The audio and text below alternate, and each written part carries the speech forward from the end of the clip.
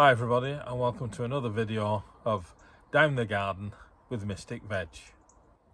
Beautiful day today. Started off really frosty, but it's brightened up, so I've decided to come out and potter, as they say. I did say in the last video that we'd do something about preparing for the new growing season, and to be honest, you can buy things like planners and an app. I believe there's even an app to show you what to do in your garden, but it doesn't dig, does it? You've got to do stuff yourself. And to be honest, I always say save your money, because a piece of paper and a pen will be perfectly adequate. You don't need apps and garden planners and that, although you might be the sort of person who needs to use stuff like that. But trust me, a piece of paper, a pen, and all your ideas work perfectly well. So all I do is buy a book. I've had this a couple of years now, but just to write down what your plan for the garden, if you like. And it's a good idea to get some stickers for when you change your mind, because trust me, you will. But I just to sort of plan for me, I write down everything I'm going to grow. It doesn't always work, of course, because already I've decided not to start onions and seeds.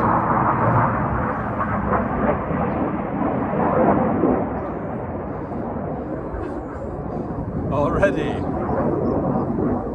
a visit from the RAF there.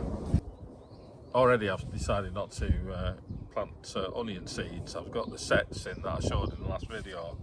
Well, I have got a few jobs down here for February, and that means sowing seeds for leeks, spring onions, cabbage, cauliflower and broccoli. I've got all the seeds ready. That's important. Get your seeds in early, because if you suddenly decide in April or May, I fancy growing whatever, you find that a lot of the garden centres of that have run out of seed. So yeah, get stuff like that in early. I think we're safe from the RAF.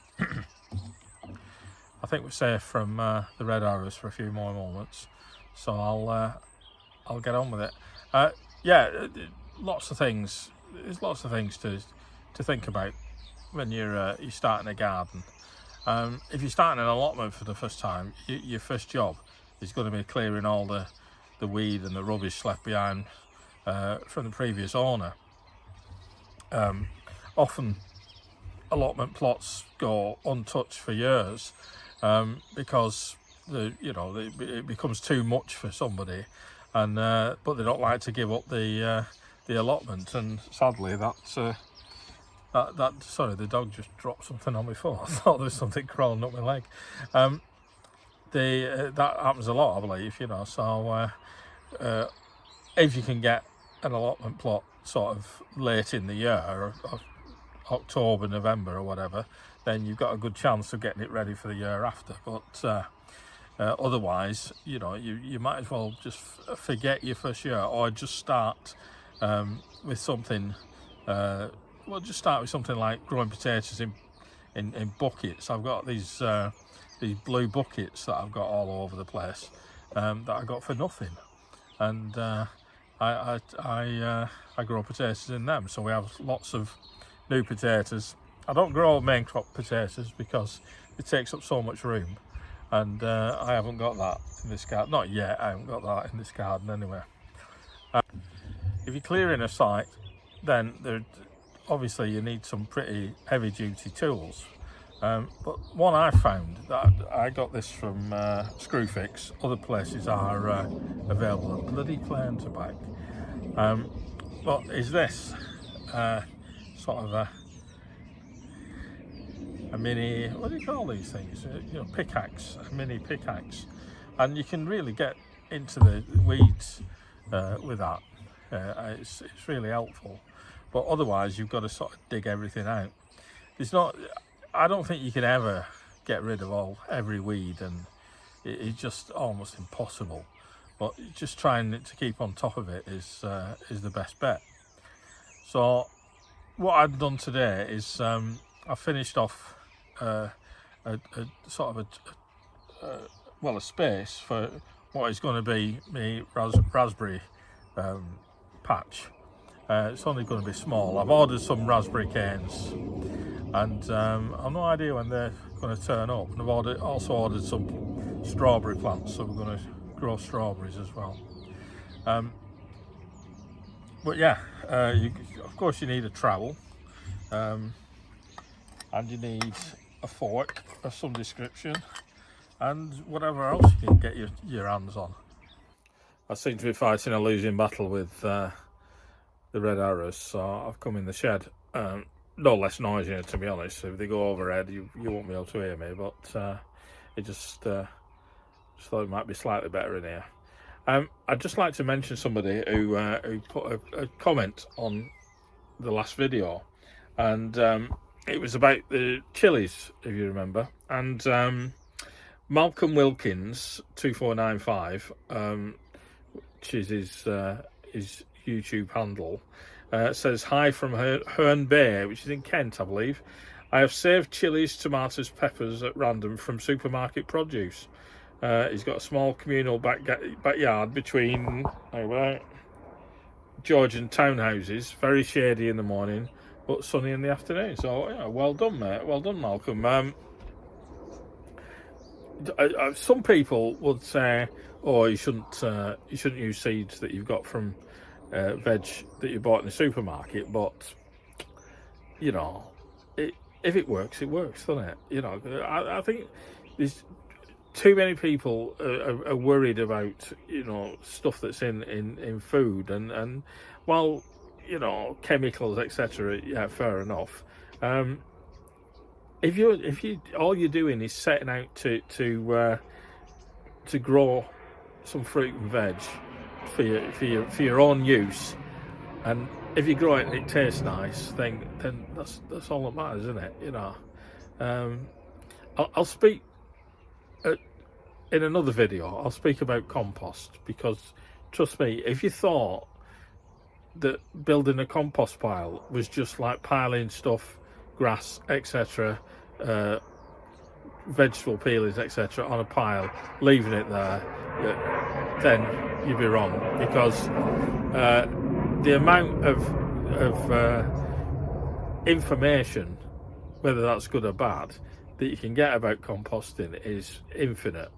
And some of the groups on Facebook, I came off them because, like, you can, you know, people are saying, "Oh, you can do this," and then you can't do that. Other people just arguing about it. I can't be doing with it, you know. But to be honest, you know, people have been composting for years and years, and getting the same sort of results. And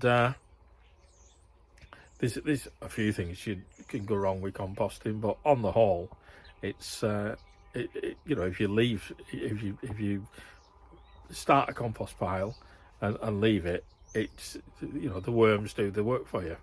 But my wife is going to have a chat about that, because her dad used to grow his own veg, and he had a compost pile. But that's for another video. Now, if you can get help in the garden, that's great.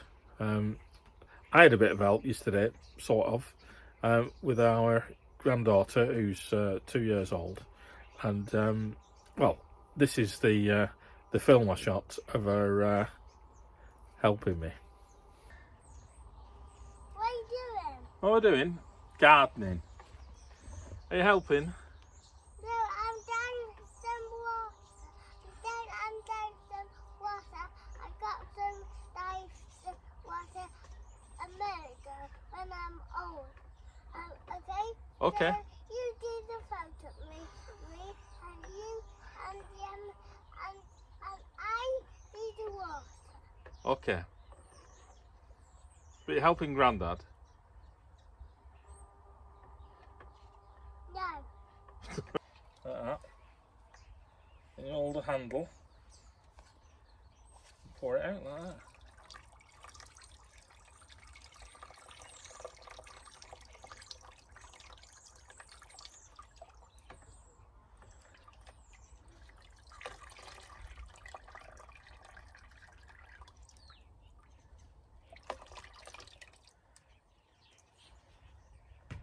That's it, all gone.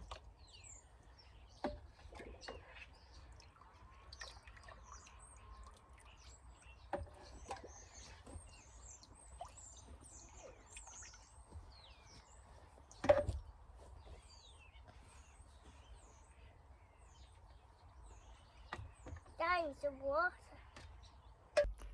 So anyway, thanks for watching this video. Look, you've probably not had massive amounts of information from it, but you know, I did start out thinking, oh well, I'll tell everybody how to organise the garden, and then I did think, you can't even organise yourself, mate. So perhaps I'll have a rethink on that. Hopefully soon we'll be actually sowing some seeds and starting the gardening year properly. But as far as I'm concerned, the cold weather has to disappear first. There was a frost this morning, like I said earlier, and there's no way I'll be putting anything in the ground for a couple of months yet. And even the polytunnel, I don't think I'll be starting anything in there either. But you know, there is other stuff you can sow seeds and keep them indoors, and we'll perhaps have a chat about that. Okay, well, thanks for watching. Hope you enjoyed it. Stay safe, stay well, and see you again.